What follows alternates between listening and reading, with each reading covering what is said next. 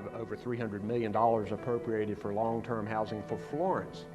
And we're coming up on the anniversary of Florence, and we still don't even have a federal register telling the state how it can spend its money, so we can't even begin spending Florence money. Good evening and welcome back live here in Fair Bluff for Hurricane Florence Lessons Learned. We're taking a look back at what the state has learned, and as you can see here, how the state is still recovering. Fair Bluff hit hard by Hurricanes Florence and Matthew. Now, Hurricane Dorian recently hit, and we don't want to forget those folks tonight because there are many people that are still suffering at this hour. Let's go out to Emerald Isle now with our Mary Helen Jones, who was there during the coverage, there again tonight. Mary Helen, how are the folks doing out there? For most of Emerald Isle, this is a normal Thursday night, but where we are standing just 1 week ago, a waterspout turned tornado tore through this area.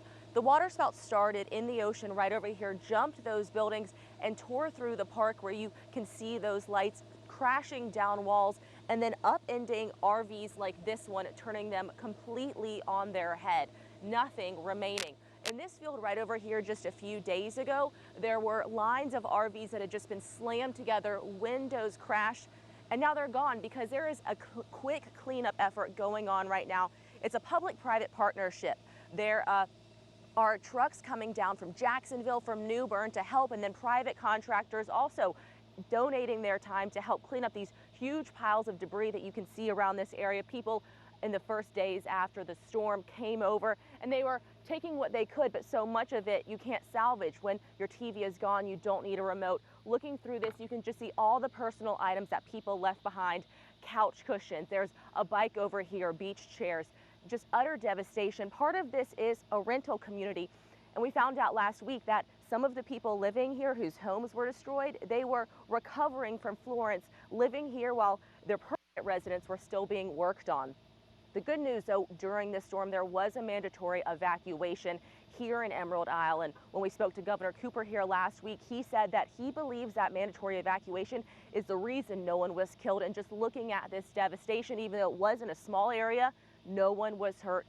Thank goodness no one was here. I'm Mary Helen Jones reporting live in Emerald Isle.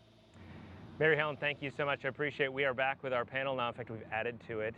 Dr. Tom Rickenbach, Atmospheric Science Professor at ECU. Of course, Mike Sprayberry, NC Emergency Management Director. Gary Stevenson and Jeff Crum, our Chief Meteorologist. Thank you. Mike, I want to talk to you for a second because one of the lasting images for me was I-40/95. Major interstates that had boats in the middle of them, fish on the roads afterwards, commerce shut down, had to move it to the western part of the state. Jim Trogdon, the Secretary of Transportation, told me they're spending about $225 million on average per year now. That used to be $65 million. How financially can we handle this moving forward if we're going to have as many storms as Dr. Rickenbach tells us we're going to have? Well, I think that's a great question. To address I-40 and I-95, DOT has just completed a study, and it's my understanding that what they're going to do is they're going to try to figure out a way to incorporate the repairs needed to mitigate those two highways with some work that they're already scheduled to do by clearing out drainage ditches along the side, maybe raising the road a little bit, and doing other things to make those roads stronger. But I would say that that's a good point, because as we continue to have these severe storms with the frequency that we're having them, we need to really take a hard look at the amount of money that we're spending and where we're building things to include roads. Do you think the state's doing what it needs to do as we're facing these increased and more powerful storms?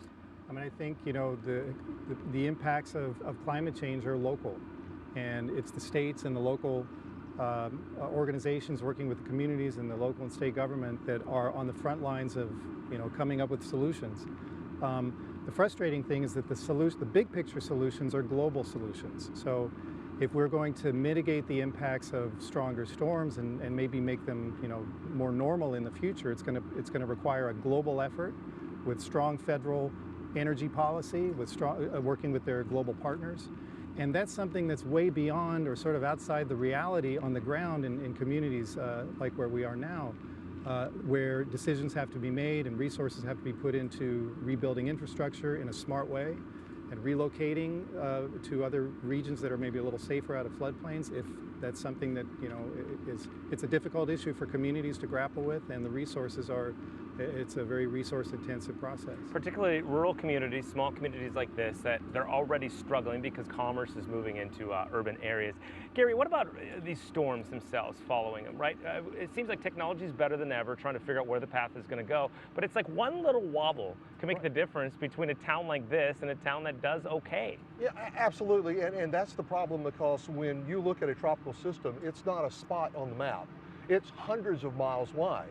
And you can get all sorts of impacts. I mean, a hurricane, a tropical system, brings a lot to the party. It's loaded down with tropical moisture, and as Dr. Rickenbach's already talked about, with warmer climate, we have more moisture available into the atmosphere for these to drop even more rainfall. You've got winds, you've got tornadoes, you've got storm surge, and it's like you said, it all depends on the exact track. Again, Dorian, for example, followed a very similar track to Matthew, but the end results in this area completely different, because the atmospheric setup was not exactly the same as what we saw with Matthew. So again, it's a fine line on who gets hit sometimes and who doesn't. And one thing I was thinking when Mike Sprayberry was talking about infrastructure, you know, how do you really prepare for a storm that could drop 3 feet of rain in 3 days? Can you actually make a preparation like that? Pretty tough, you know, when you have that volume of rainfall coming and that compressed period of time.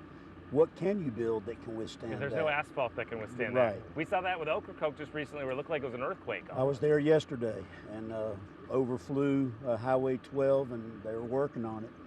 Jeff, you and Gary, we were joking. I joked you have like over 100 years experience between the two of you. It's not quite that much. But I'll from own it. Yeah. You're right. But from your viewpoint, talk about what it's been like to cover these storms over your career and where we are today. Well, it's so different to be in the studio and then get out here in the field and visit the towns and talk with the people that have been so dramatically impacted by the effects of Matthew and Florence coming through here. And I was talking with one fellow today when I pulled up. Just he was in his red pickup truck checking us out, and he stopped me in the parking lot, and we started talking. And he just needed an outlet, and he told his story of his frustration of the roof of his house still under a blue tarp from Matthew, survived the floodwaters of Florence, but is frustrated by the lack of understanding to find a proper roadmap that guide the often complex setup that is help from the governments, be it local, our state, or the federal. And there is an overwhelming sense in talking with a number of people here today, they just don't know how to do it. And they just kind of give up about it, and they're frustrated, they're angry about it. They don't feel that we have a government that's working for them, but rather working against them.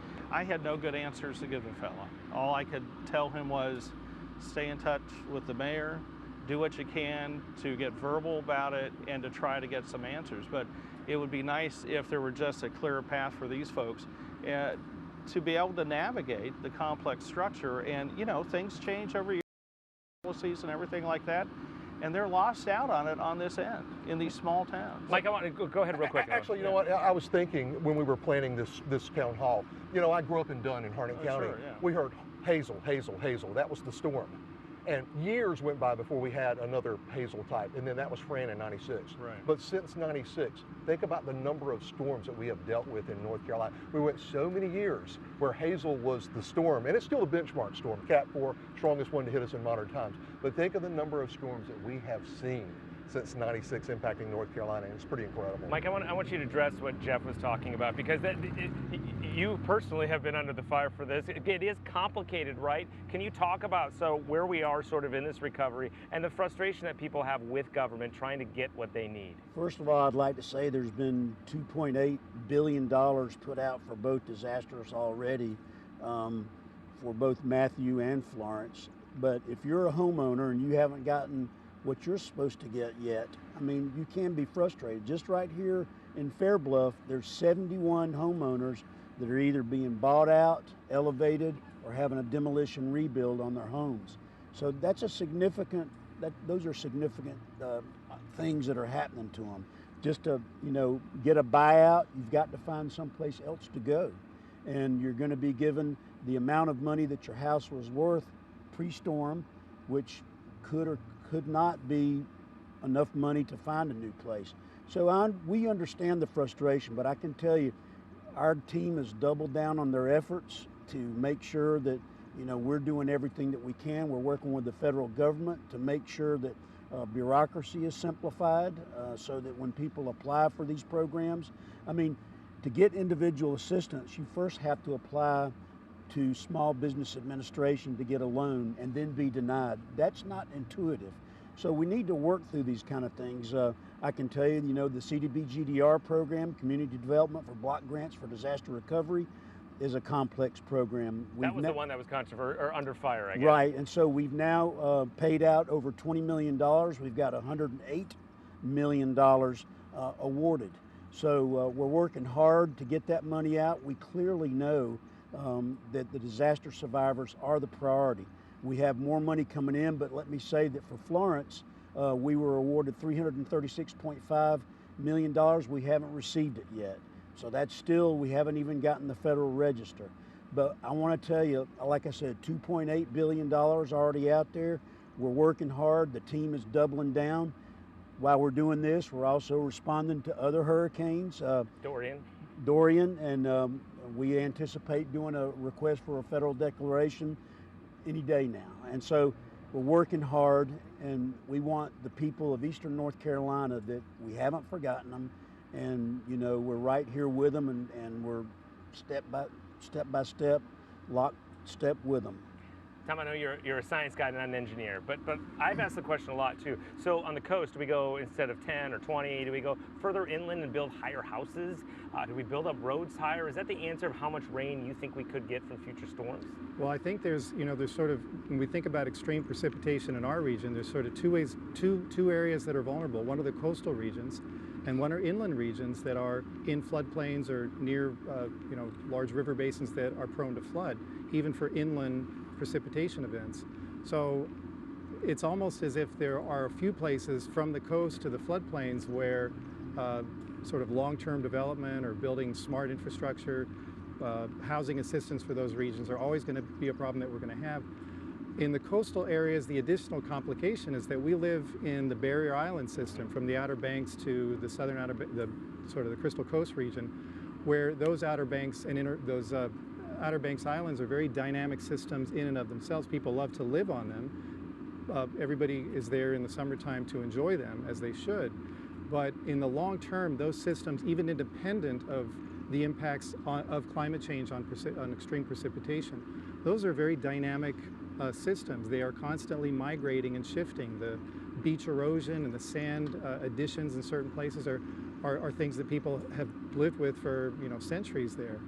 And will continue to. And they will continue to, and there are places where people want to live, and in some ways we're going to have to find a solution that we can all sort of live in balance with it. Well, speaking of the coast, Wilmington last year, just incredible. Essentially, 40 we're talking about, cut off from the rest of North Carolina. Our Madison Cavalcari was there also for what seemed like weeks, trying to get off what was Wilmington Island. She went back and checked in with some of the folks that were impacted by Florence. Now let me open it up. A year later, Some I kept, but some I just didn't even try because the smell was there. Sandy Shepard's precious belongings This is me, my mom. I think I was in college then. still bear the scars from Hurricane Florence. And they put them in a particular area where we was going to take them apart and set them up. They were destroyed. Sometimes through loss, And I saw that, it was like, you gain a clearer picture of what you endured. nobody can get to each other. It's a standstill storm. Nobody can do anything but just stand and depend on each other to help each other. And that's what we did for almost like 7 or 8 days. Florence destroyed the roof on his home that's been in his family for 6 decades. But despite dealing with the damage, Sandy provided shelter for his neighbors, like 93-year-old Eunice Williams. I was so scared, I don't hardly know what I did. I did the best I could. Forced out of her home due to flooding in the small community of Maple Hill. Still working on stuff like this here. The recovery has been long. It's weak, yes. So this could go any time. There are more repairs to be made and loans to be paid.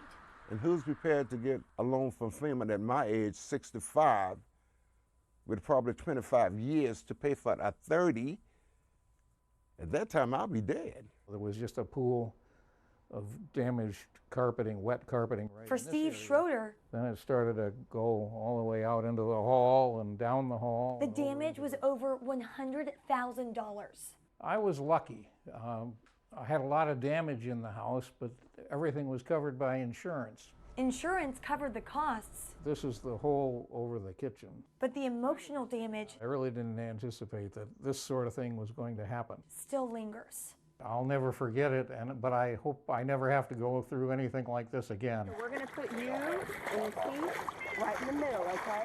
A crew rescued him and his neighbors from their Leland neighborhood, flooded by Florence's torrential rainfall. I'm glad to be out of there. I was really feeling isolated and lonely and scared. He returned home earlier this year once repairs wrapped up. Just about everything you see here is new. Others in the Stony Creek subdivision weren't so lucky, but still, they stood together.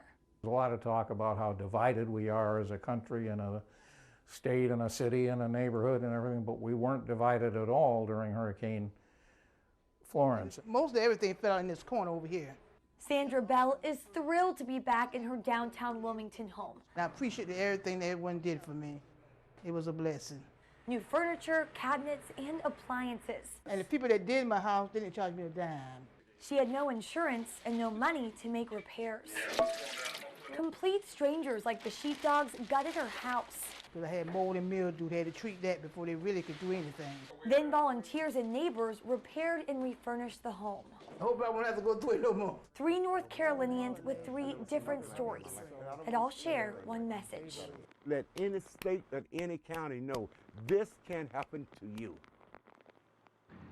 There's no question about that. It happened here in Fair Bluff, and it also happened in New Bern. When we come back, Reuben Jones catches up with people he talked to in New Bern last year.